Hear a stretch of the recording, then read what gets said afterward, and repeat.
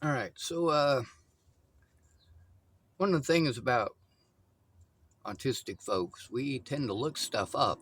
We tend to be educated. I mean, specifically those of us who are higher educated. And I don't mean higher educated by college, I mean that we immerse ourselves in stuff we're interested in. I'm interested in saving lives. So, this person calling themselves Flower Kimono Captain, I made a video called Maybe a Good Cop, Let's Hope. And he typed, "There are millions of good cops in America. You just have bad experiences with police officers." And I did reply to it. Any male homeless person knows the difference between how a cop treats a hobo versus how a person in a house is treated by the same cop. I'll make a video giving you an example. And that's what I'm doing. Also, millions? No, there's less than a million police officers in America.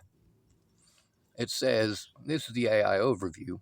It says there are approximately 800,000 sworn law enforcement officers in the U.S., encompassing local, state, and federal roles, though specific figures vary slightly by source and year, with recent estimates hovering around this mark, including over 130,000 federal officers and a large contingent of state and local police and sheriffs.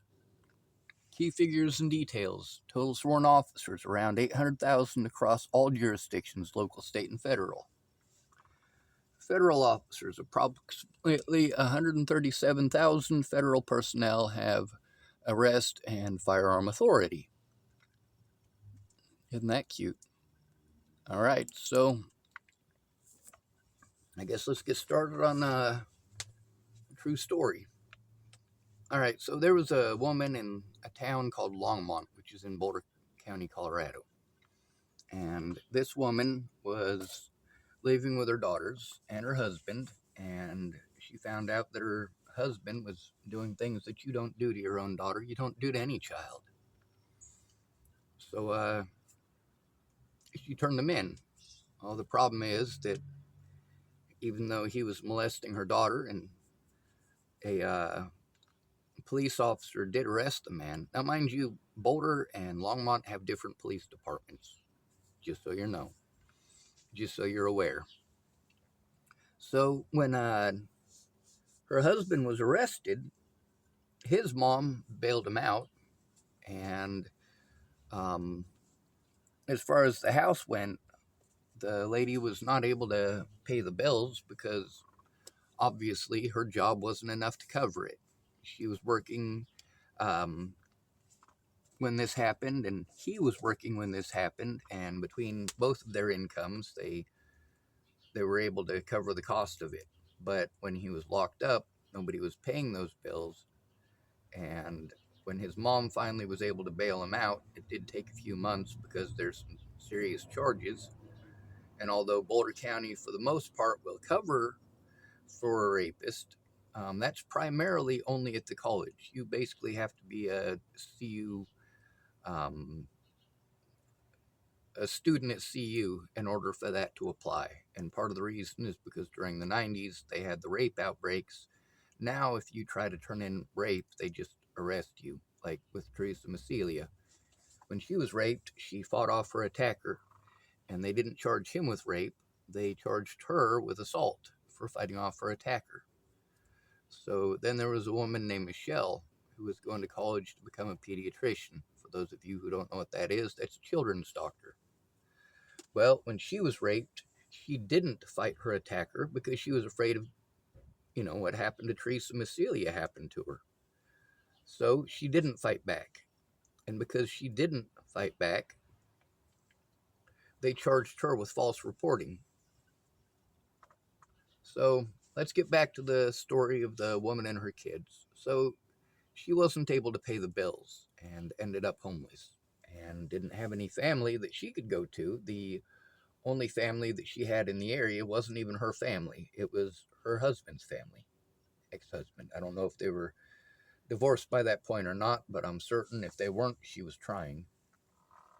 So, what ended up happening is that um, grandma ended up bailing the dad out.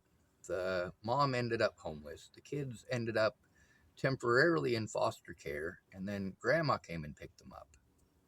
So they were staying with their grandmother while their mother was homeless. And then the fact that she was homeless was repeatedly used against her in court. Also, grandma pushed the whole issue of, oh, well, we can be a family. Your mom can be a family. You guys can all be a family again. You just have to say that your dad didn't do anything to you. All you got to do if you want to see your mom and you want to have a family again is lie to the police. And there's a lot more to it. You know, basically, the whole roundabout of it was that even though this guy was molesting his own children, they lied in order to be able to see their mother, who was homeless. Meanwhile, he wasn't supposed to have any contact with those girls, but they were staying with his mother. So, what, you really think that she's going to keep that information away or keep him away from those kids or not try to manipulate the situation? Of course, she tried to manipulate the situation. So this woman was homeless in Boulder, and she started getting harassed by a police officer. And right after he got done harassing her, you know, bullying her and wanting to give her tickets and all sorts of stuff, this officer didn't even remember her. This Boulder officer was the same exact officer that 3 months earlier she had been singing his praises.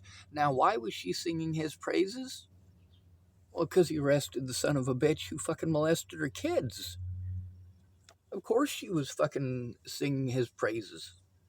She thought he was a good guy. She thought he was going to do the right thing. She thought that he was doing it because it's the right thing to do. Turns out he only gave a shit because she was in a house. As soon as she was homeless, he treated her like ass.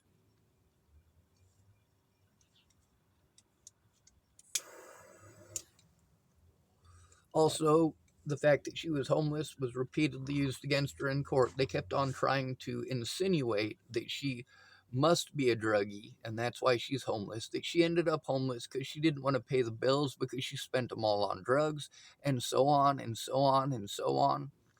Now, don't get me wrong, he definitely took a hit because, you know, that house was in both of their names, and when they relapsed on it and weren't allowed to keep the house, you know, that's a lot of money and a lot of investment. But I don't give a shit. He's a fucking child molester. And his mom is filthy fucking rich. His mom would fucking buy him a brand new fucking house. Anyway, moral of the story is that police officer who was so kind to you and so nice to you and listened to you and tried to help to put your predator away, the moment you're on the fucking streets, you're not a person to that son of a bitch anymore. You're not a human being to him. You are a mark. You are a target. When you are homeless, the police are exactly the same as a rapist. Exactly the same. They target people who are alone and vulnerable. People who don't have money and can't physically defend themselves. So even though this, what was it, Flowers Kimono, is that right? I don't want to get it wrong. I'm not trying to be an ass. This person wasn't an asshole to me, so no reason to be an asshole back. It says Flower Kimono Captain. So, Flower Kimono Captain, this video's for you. I'll make sure that I put your name in the title so you know it's for you. I'll even put a heart right there. Even though I wholeheartedly disagree. The reason I wholeheartedly disagree is because of personal experience. Now, there is a lot to be said for my physical health. When I was physically healthy, I was able to avoid most of the bullshit with the police.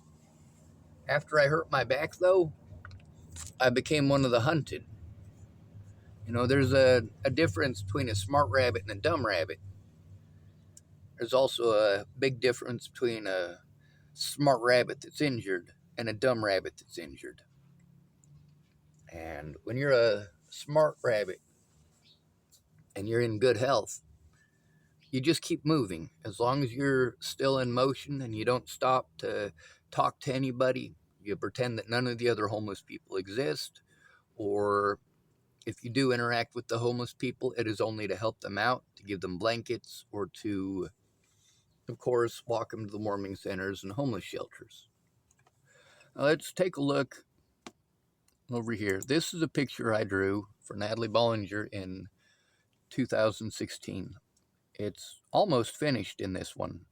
I actually have 4 different pictures of it in various states of working on it. This was a gift to Natalie Bollinger for rescuing me. Doing the right thing really isn't that difficult. The problem is that you guys don't do the right thing. You just want a scapegoat. And there's a file here. It's called For TC and Claire. That's where I got this picture from. It's from that file. There's also another one with Kara Johnson Miles, and it's got a lot of stuff in there with Danica and Miss Shelley, and the situation of being exposed by Shannon Alvarado.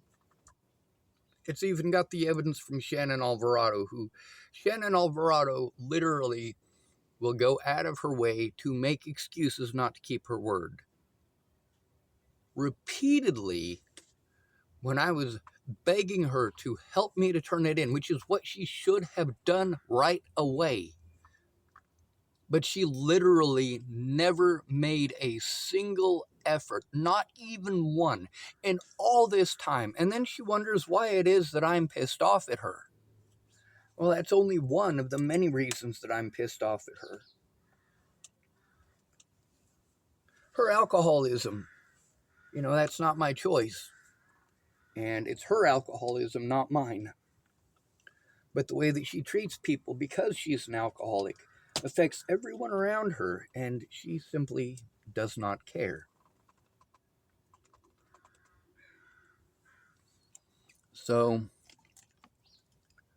obviously, you want to believe that those officers are good people. You can believe whatever you want. You can believe in fairies and pots of gold at the end of a rainbow. You can believe in Pegasus and unicorns and aliens and CIA alien brainwave rays. You can believe in whatever crap that you want to.